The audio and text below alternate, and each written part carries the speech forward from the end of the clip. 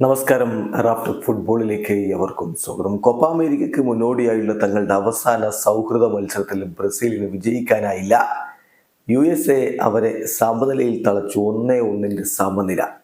കഴിഞ്ഞ മത്സരത്തിൽ കൊളംബിയയോട് 5-1 പൊട്ടിത്തകർന്ന USA ആണെന്ന് ഓർക്കണം. ബ്രസീലിനെതിരെ അവർ മികച്ച പോരാട്ടം തന്നെ നടത്തിയിട്ടുണ്ട്.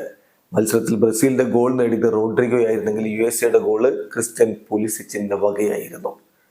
മെക്സിക്കോക്കെതിരെ നടന്ന മത്സരത്തിൽ നിന്ന് വ്യത്യസ്തമായി പ്രധാന താരങ്ങളെ ആദ്യ ലെവലിൽ തന്നെ ഇറക്കിക്കൊണ്ടാണ് ഡൊറിവാൾ ജൂനിയർ ബ്രസീലിനെ കളിക്കളത്തിലേക്ക് വിട്ടത്. മുന്നേറ്റങ്ങൾ നയിക്കാൻ വിനി ജൂനിയറും റോഡ്രിഗോയും റാഫിഞ്ഞോയും ഒക്കെ ഒരുമിച്ചുണ്ടായിരുന്നു. കളിയുടെ 17ാമത്തെ മിനിറ്റിലാണ് റോഡ്രിഗോ ബ്രസീലിനെ മുന്നിലെത്തിക്കുന്നത്.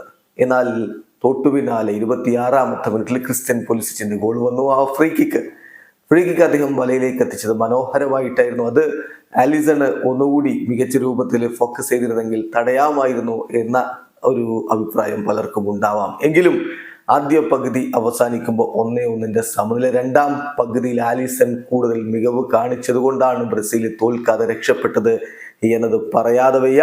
അദ്ദേഹത്തിന്റെ കിടിലൻ സേവുകൾ ബ്രസീലിനെ പരാജയത്തിൽ നിന്ന് രക്ഷപ്പെടുത്തി കളഞ്ഞു. എന്തായാലും മത്സരത്തിൽ പിന്നീട് എൻട്രിക്കൊക്കെ വന്നെങ്കിലും ബ്രസീലിന് അവസരങ്ങൾ മുതലാക്കാൻ കഴിഞ്ഞില്ല.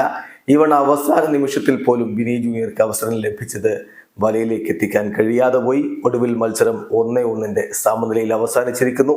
ഇനി സൗഹൃദ മത്സരങ്ങൾ ബാക്കിയില്ല. ബ്രസീലിന് നേരെ കോപ്പ അമേരിക്കയിലെ കളിയാണ് വരാൻ പോകുന്നത്. കോപ്പയിൽ അവരുടെ ആദ്യ മത്സരം ജൂൺ 24-നാണ്. ഇന്ത്യൻ സമയം പറയുമ്പോൾ 25-ാം തീയതി പുലർച്ചെ 6:30 ബ്രസീൽ കോസ്റ്റാറിക്കയ്ക്കെതിരെ ഗ്രൂപ്പ് ഡിയിൽ മത്സരിക്കും. വീഡിയോ അവസാനിക്കുന്ന ഫുട്ബോൾ ലോകത്ത് കൂടുതൽ വിശേഷങ്ങളുമായി റാഫ് ടോക്സ് വീണ്ടും എത്താം.